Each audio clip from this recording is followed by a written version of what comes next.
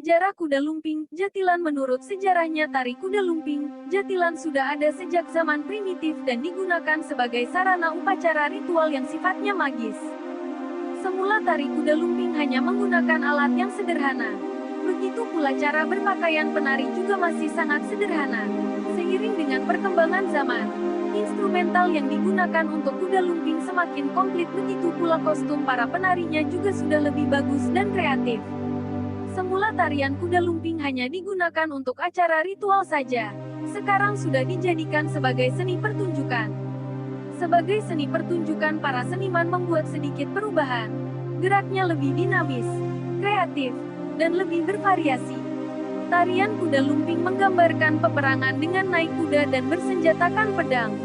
Selain ada yang menaiki kuda, ada pula penari yang tidak berkuda tetapi bertopeng, yaitu sebagai pentul, bejer, cepet, genderuwo, dan barongan.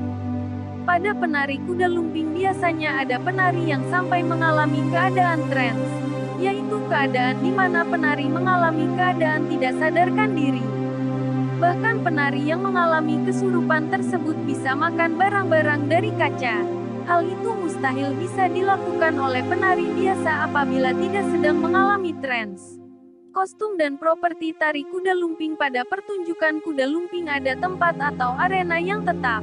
Hal ini berbeda dengan reog yang arenanya tidak tetap karena biasanya reog dipergunakan untuk mengiringi suatu karnaval atau upacara tertentu.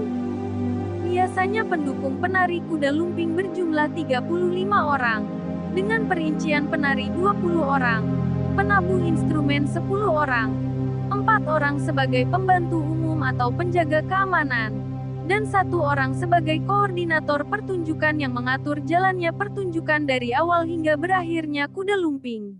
Para penari menaiki kuda yang terbuat dari bambu dan membawa pedang seolah-olah hendak perang melawan musuh. Ketika menari, para pemain mengenakan kostum dan tata rias muka yang realistis, namun demikian ada pula grup kuda lumping yang kostumnya non-realistis, terutama tutup kepala, yaitu mengenakan irah-irahan wayang orang. Pada kostum yang realistis, tutup kepala mengenakan belangkon atau ikat kepala dan memakai kacamata gelap. Kostum pakaiannya mengenakan baju atau kaos, rompi, celana panji, stagen, dan timang. Ada penari yang mengenakan topeng hitam yang disebut bejer, tembem atau doyok. Ada yang mengenakan topeng putih bernama pentul atau bancak. Bejer dan pentul berfungsi sebagai penari, penyanyi, dan pelawak untuk menghibur prajurit berkuda yang beristirahat. Pertunjukan kuda lumping bisa dilakukan malam hari ataupun siang hari. Tempat pertunjukan berbentuk arena dengan lantai berupa lingkaran dan lurus. Vokal hanya diucapkan oleh pentul dan bejer dalam bentuk dialog, dan tembang instrumen yang dipakai adalah angklung 3 buah, bende 3 buah, kepyak setangkep, dan sebuah kendang. Semua peralatan instrumen tersebut diletakkan dekat arena pertunjukan.